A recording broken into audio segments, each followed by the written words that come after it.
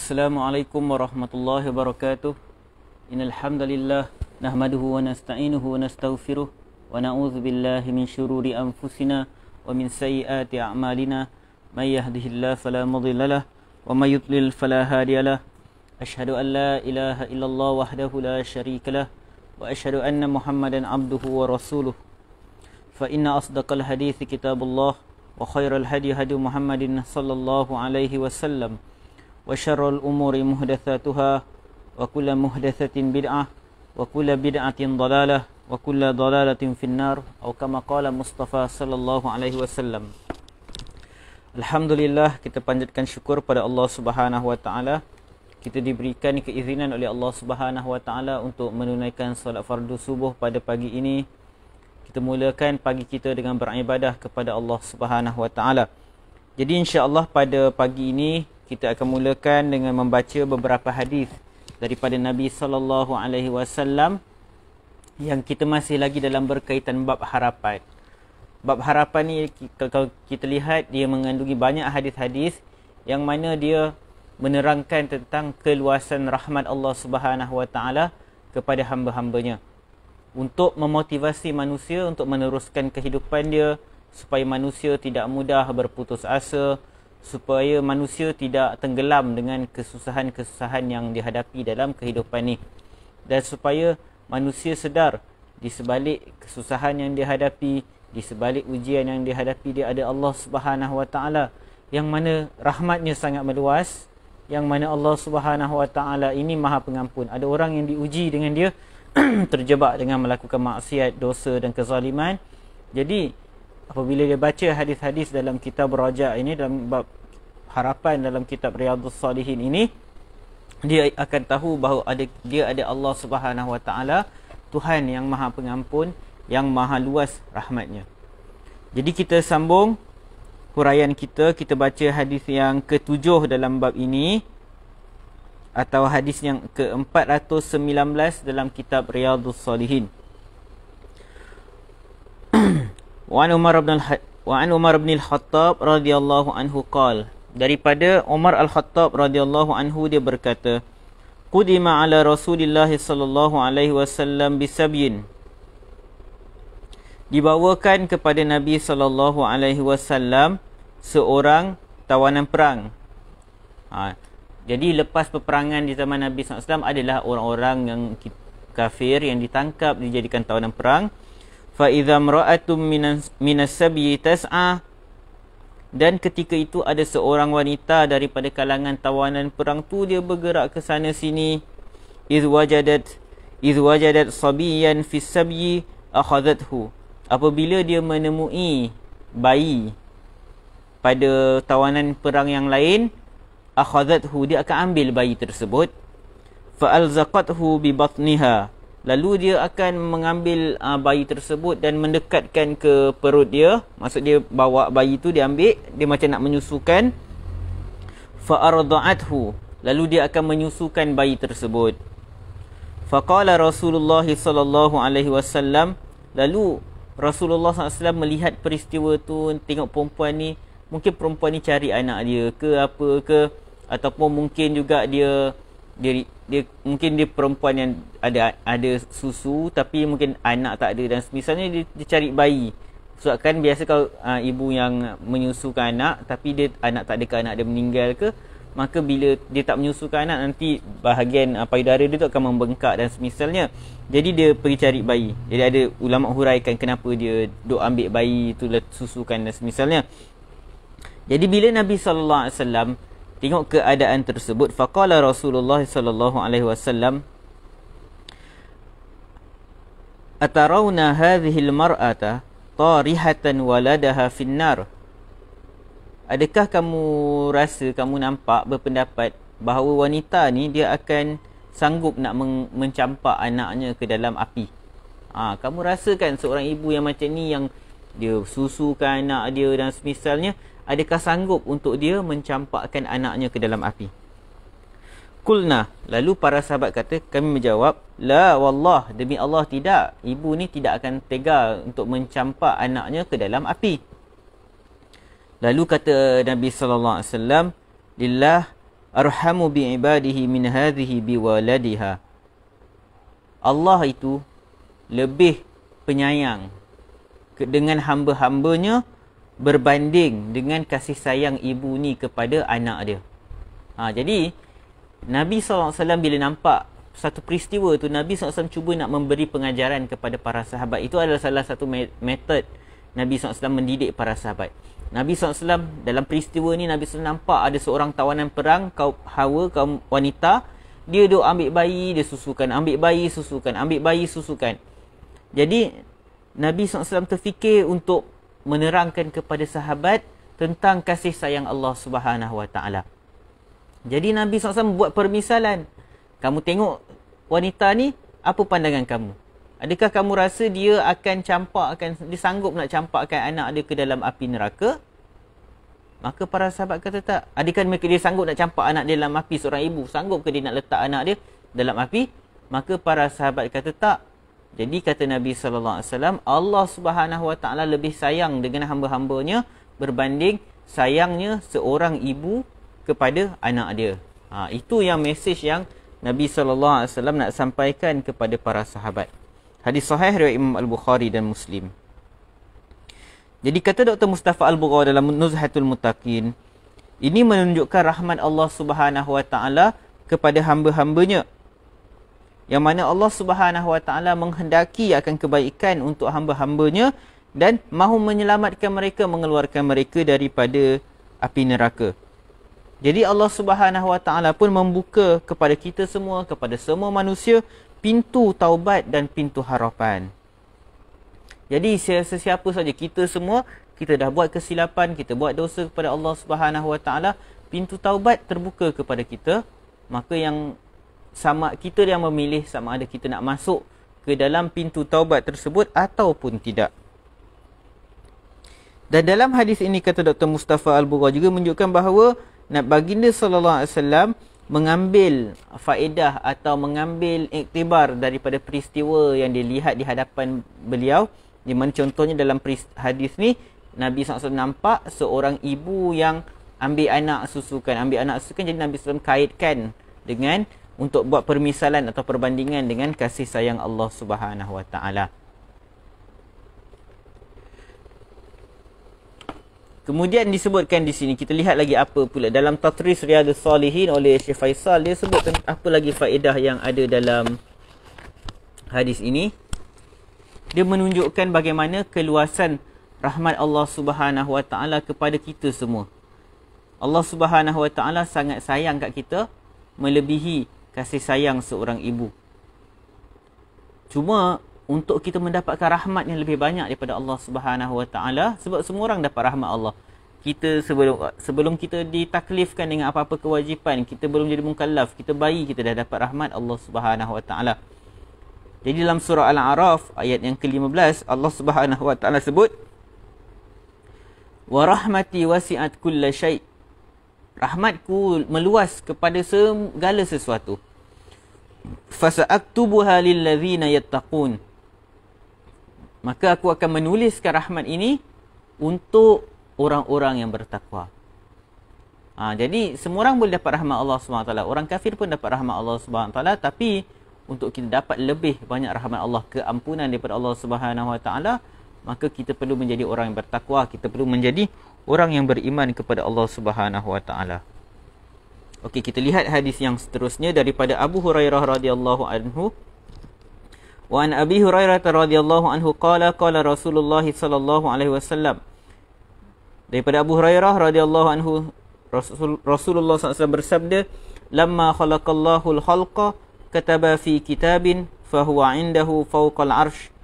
Ketika Allah Subhanahu Wa Taala menciptakan makhluknya, maka dia menulis di dalam kitab, fahuwa indahu fawqal arsh. Allah menulis dalam kitab yang bersamanya di atas arash, inna rahmati taghlibu ghadabi. Sesungguhnya rahmatku mengatasi kemurkaanku. Sesungguhnya rahmatku mengatasi kemurkaanku. Wa fi riwayatin, dalam riwayat yang lain, ghalabat ghadabi.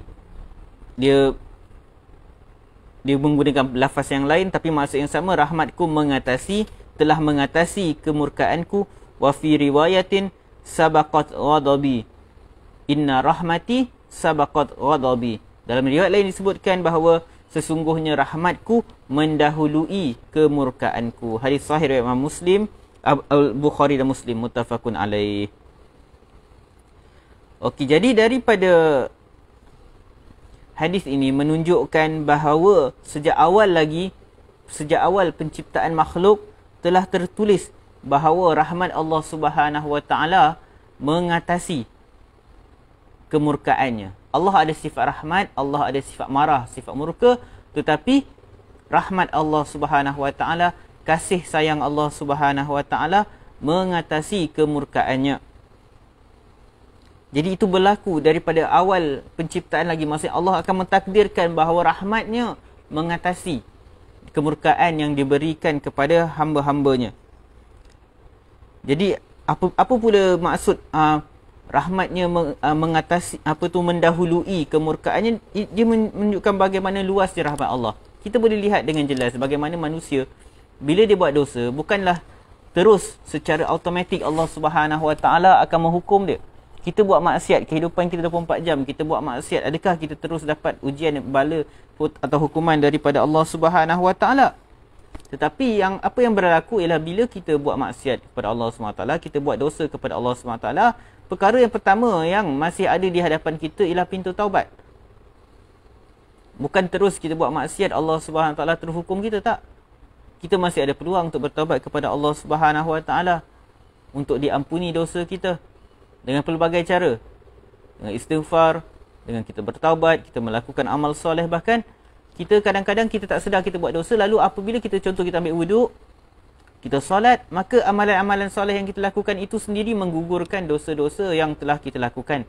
Maka itu semua bukti-bukti jelas bagaimana Allah Subhanahu Wa Taala rahmatnya mengatasi kemurkaannya. Kasih sayangnya lebih besar daripada kemarahannya. Jadi rugilah kita kalau kita dengan keluasan rahmat Allah Subhanahu Wa Taala ini, kita masih lagi mencari kemurkaan Allah Subhanahu Wa Taala. Jadi rugilah kita sahabat-sahabat semua kalau dengan rahmat Allah yang meluas, dengan rahmat Allah Subhanahu Wa Taala yang lebih cepat daripada kemurkaannya ini, tetapi apa yang kita dapat ialah kemurkaannya. Jadi bila itu berlaku, maka kita tidak boleh nak salahkan sesiapa, kita tak boleh nak salahkan orang lain. Orang yang bersalah dalam situasi ini hanyalah diri kita sendiri. Sebab peluang untuk mendapat rahmat Allah tu sangat terbuka luas. Semua orang berhak mendapat rahmat Allah, tetapi kita tiba-tiba kita dapat kemurkaan Allah, maka itu adalah salah kita. Kerana kita tidak mengambil peluang yang telah Allah Subhanahu Wa Taala bukakan kepada kita. Kita tak masuk ke dalam pintu taubat yang Allah Subhanahu Wa Taala buka kepada kita. Yang mana sepatutnya lepas kita berdosa, kita bertaubat, maka seolah-olah kita tidak melakukan dosa langsung. Dan apabila disebutkan bahawa rahmat Allah Subhanahu Wa Taala mendahului kemurkaannya, kita boleh lihat dalam realiti macam mana. Manusia apabila dia lahir, dia tidak terus dimurkai oleh Allah Subhanahu Wa Taala. Sebab apa? Kemurkaan Allah Subhanahu Wa Taala hanya akan diberikan kepada orang yang berhak mendapat kemurkaan tersebut. Kemurkaan, kita ingat, kemurkaan Allah akan diberikan kepada orang yang berhak dapat kemurkaan tersebut. Siapa yang berhak dapat kemurkaan tersebut ialah orang mukallaf yang melakukan dosa.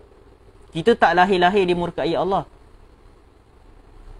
Lepas tu, lepas dah lahir, kita jadi kanak-kanak, kadang-kadang kita buat benda merepek, kita buat dosa dan semisalnya. Tapi kanak-kanak yang bukan mukallaf, mereka tak dimurkai oleh Allah Subhanahu Wa Taala. Kita hanya akan dimurkai oleh Allah Subhanahu Wa Taala bila kita dah sampai mukallaf, kita dah sampai akil balik, kita buat maksiat. Itu bermulanya saat kita dimurkai oleh Allah bila kita langgar arahannya. Tapi waktu lahir kita tak dimurkai oleh Allah. Sebelum kita masih lagi kanak-kanak, kita belum akil balik, kita tak dimurkai oleh Allah Subhanahu Wa Taala. Tetapi rahmat Allah Subhanahu Wa Taala bermula daripada awal kewujudan kita, daripada kita dalam janin, kita sebagai janin dalam rahim ibu kita, kita dah dapat rahmat Allah Subhanahu Wa Taala. Jadi nampak jelas bagaimana rahmat Allah Subhanahu Wa Taala mendahului kemurkaannya. Kita dalam perut ibu kita, dalam rahim ibu kita, kita dapat makanan, itu semua rahmat daripada Allah Subhanahu Wa Taala. Kita dapat oksigen, itu semua rahmat daripada Allah. Kita tak dapat apa-apa kemurkaan Allah pada waktu tersebut. Kemurkaan Allah hanya diperolehi apabila kita dah jadi mukallaf, kita dah akil balik, kita buat maksiat daripada Allah Subhanahu Wa Taala. itu baru kita dapat kemurkaan Allah. Jadi berapa tahun tu dalam kehidupan kita, kita hanya dapat rahmat Allah, rahmat Allah, rahmat Allah, rahmat Allah saja.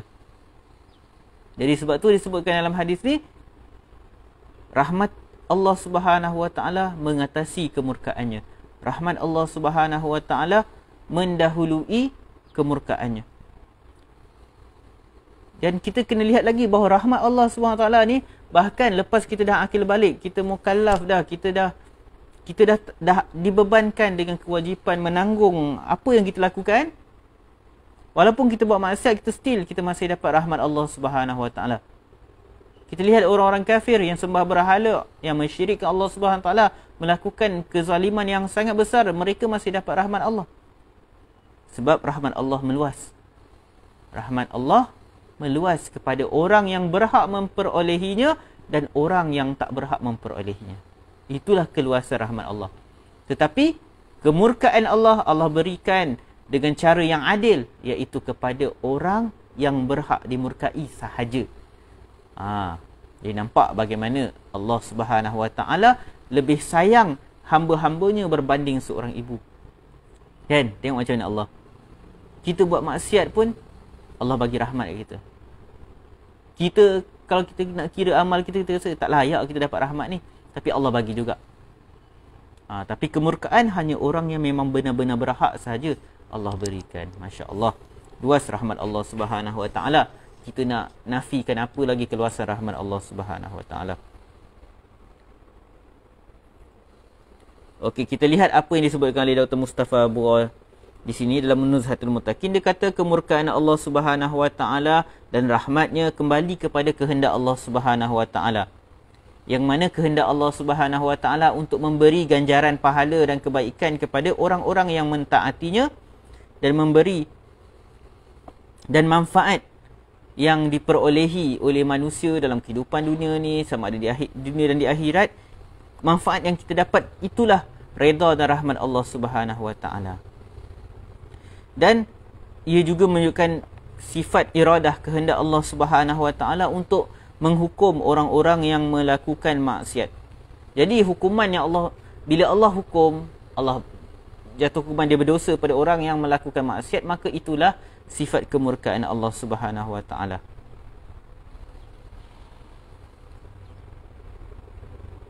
Dan disebutkan di sini apakah bukti-bukti jelas tentang banyaknya rahmat Allah Subhanahu Wa Taala, ialah Allah Subhanahu Wa Taala memberikan rezeki kepada orang yang taat dan orang yang buat maksiat. Rezeki Allah bagi kat semua orang. Kan? Oksigen kan kat dunia ni, oksigen. Adakah hanya orang yang beriman sahaja dapat oksigen? Tak. Orang yang buat maksiat pun dapat oksigen. Rezeki, makan, minum dan semisalnya Allah bagi kat semua orang. Sebab itu rahmat Allah sangat luas dan kita kena bersyukur dengan Allah Subhanahu Wa Taala di atas perkara tersebut. Jadi Allah, dia merahmati, dia berlemah lembut dengan orang kafir dan ahli maksiat. Dan bila mereka ini, orang-orang kafir, orang yang melakukan maksiat, mereka bertaubat kepada Allah SWT, Allah terima mereka sampai mereka terjadi seperti seolah-olah orang yang tak berdosa. Orang-orang yang bertaubat daripada dosanya adalah seolah-olah orang yang tidak ada dosa. Jadi begitu Allah Subhanahu Wa Taala kita misalnya kalau orang buat kesalahan dekat kita, sekian lama dia buat jahat dekat kita, dia minta maaf. Mungkin kita maafkan, tapi bukanlah kemaafan yang sepenuhnya. Tapi Allah Subhanahu Wa Taala, bila seorang hamba memang ikhlas minta ampun kepada Allah Subhanahu Wa Taala, minta maaf daripada Allah Subhanahu Wa Taala, Allah akan hapuskan dosa-dosa yang dia telah lakukan tersebut. Masya-Allah. Okey, kita masuk hadis yang seterusnya. Wa anhu, daripada Abu Hurairah juga, qala sami'tu Rasulullah sallallahu alaihi wasallam yaqul, dia kata Abu Hurairah kata, saya dengar Nabi sallallahu alaihi wasallam bersabda, ja'alallahu rahmata mi'ata juz'in fa amsaka 'indahu tis'atan wa tis'in. Dia kata, aku dengar Rasulullah SAW sebut, Allah Subhanahu Wa Taala telah menjadikan rahmat 100 bahagian. Dan Allah Subhanahu Wa Taala telah menahan di sisinya 99 rahmat. Wa anzala fil ardi juz'an wahidan.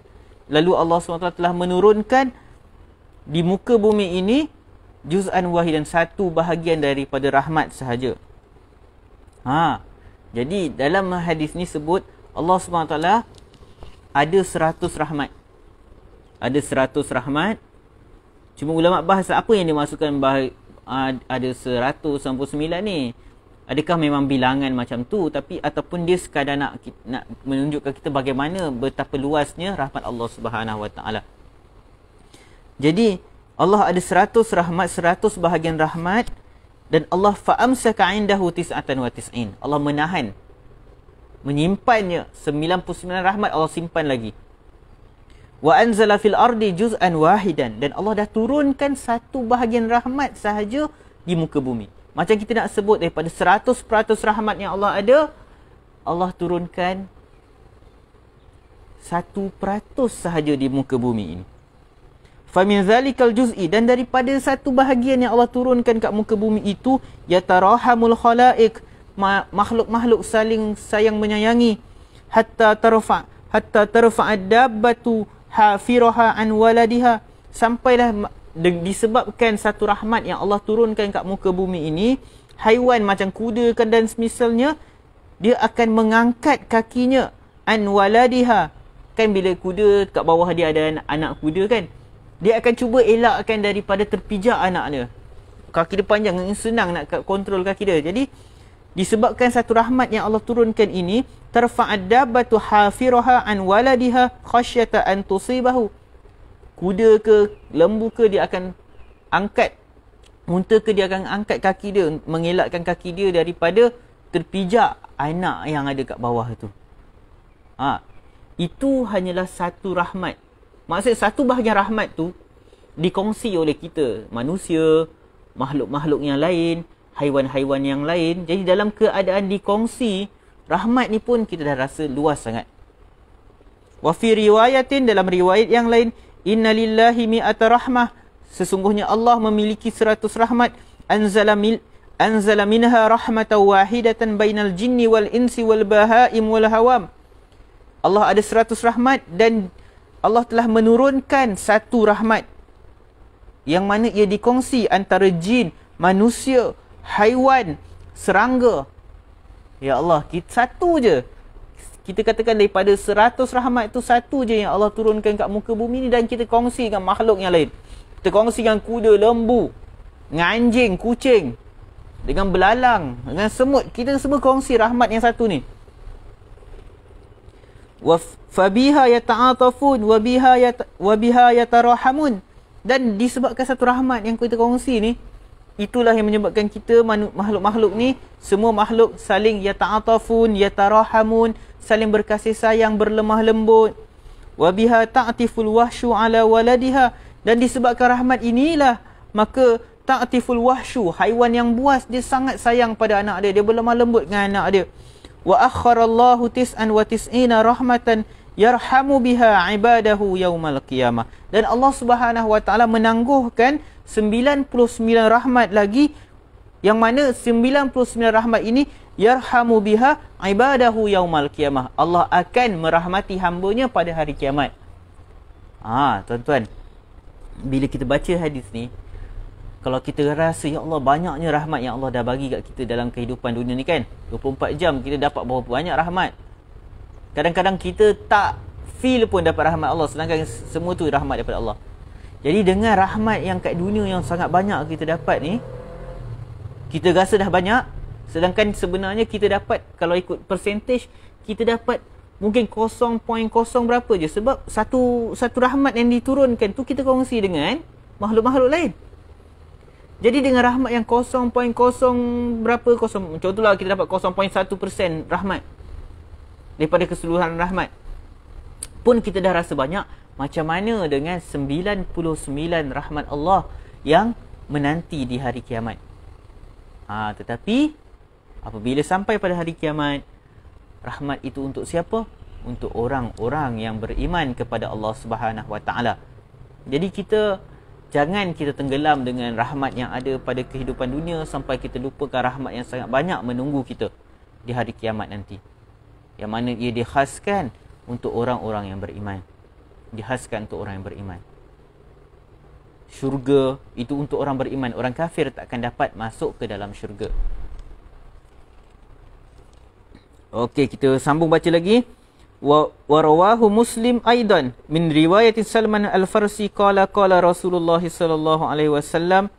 Dan dalam riwayat lain, tadi yang kita baca ialah riwayat Abu Hurairah. Dalam riwayat Salman Al-Farsi, dia kata Rasulullah SAW bersabda, Inna lillahi mi'ata rahmah, sesungguhnya Allah memiliki 100 rahmat. Faminha rahmatun biha yatarahamul khalqu bainahum. Dan daripada rahmat itulah, maka para makhluk saling sayang menyayangi antara satu sama lain.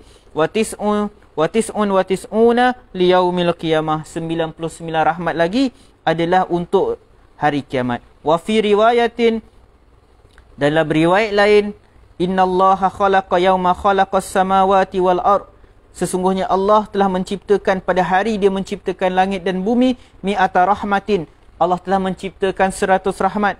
Kullu rahmatin tibaku ma bainas samai ilal ard. Setiap rahmat ini dia memenuhi antara langit dan bumi.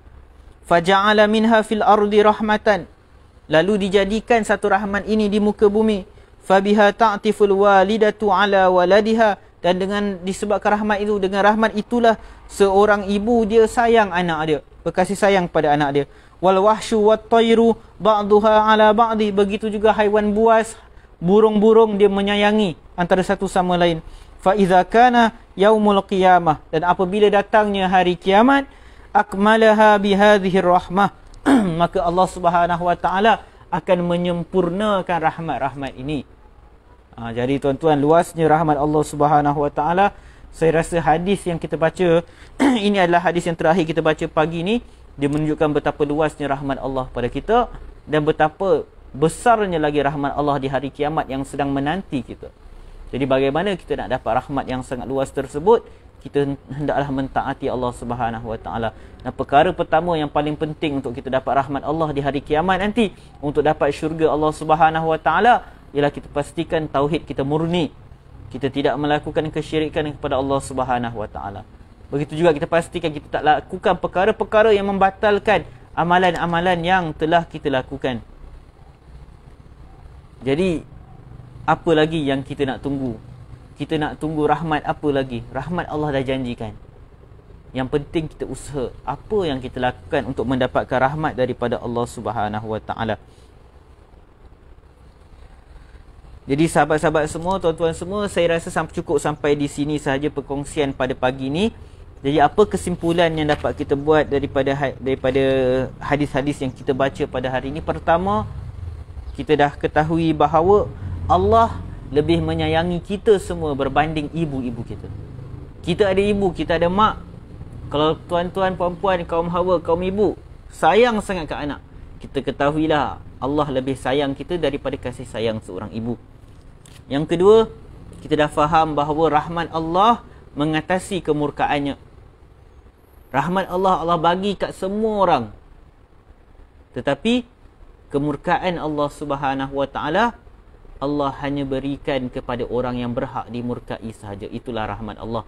Itulah keluasan rahmat Allah. Yang ketiga, kita dah tahu bahawa rahmat yang kita dapat kat dunia ni, yang kita dah rasa banyak sangat ni, sebenarnya hanyalah satu daripada 100 rahmat Allah yang ada. 99 rahmat Allah lagi menanti kita di hari kiamat nanti. Semoga kita semua dilimpahi dengan rahmat Allah dan akan berjaya pada hari kiamat dan nanti mendapat rahmat Allah Subhanahu wa taala. Jadi apabila kita dah tahu Allah Ar-Rahman Ar-Rahim, luas rahmat dia, antara sikap seorang beriman ialah apabila dia tahu Allah bersikap rahmat, Allah luas rahmatnya, Allah penyayang kepada hamba-hambanya, maka kita juga sebagai seorang manusia perlu berusaha untuk menyayangi orang-orang yang lain. Itu antara ciri orang yang benar-benar menghayati sifat-sifat Allah, nama-nama Allah. Dia tahu Allah maha penyayang, maka dia juga berusaha untuk menyayangi orang lain. Dia tahu bahawa Allah maha pemaaf, sebab Allah Subhanahu wa taala akan berinteraksi dengan kita sebagaimana interaksi kita dengan makhluk yang lain. Maksudnya walillahi masalul a'la, bukan sama. Cuma nak beritahu macam mana kita bersikap kepada makhluk-makhluk Allah yang lain, maka itu yang kita akan dapat daripada Allah. Kita bersikap rahmah kepada makhluk Allah, kepada haiwan, kepada manusia yang lain, kita suka melepaskan manusia daripada kesusahan, maka itu yang kita akan dapat daripada Allah Subhanahu Wa Taala. Kita suka memaafkan orang, orang buat kesalahan kat kita, kita suka maafkan, maka itu juga yang kita akan dapat daripada Allah, iaitu kemaafan Allah Subhanahu Wa Taala. Jadi nak dapat rahmat Allah, kita perlu bersikap rahmah kepada makhluk-makhluk Allah yang lain. Subhanakallahumma wa bihamdika asyhadu an la ilaha illa anta astaghfiruka wa atubu ilaik. Assalamualaikum warahmatullahi wabarakatuh. Ada sebarang soalan ke sebelum kita tamatkan sesi pagi ni? Saya tengok kat ruangan komen tak ada sebarang soalan, jadi kita tamatkan sesi pagi ni. Terima kasih semua.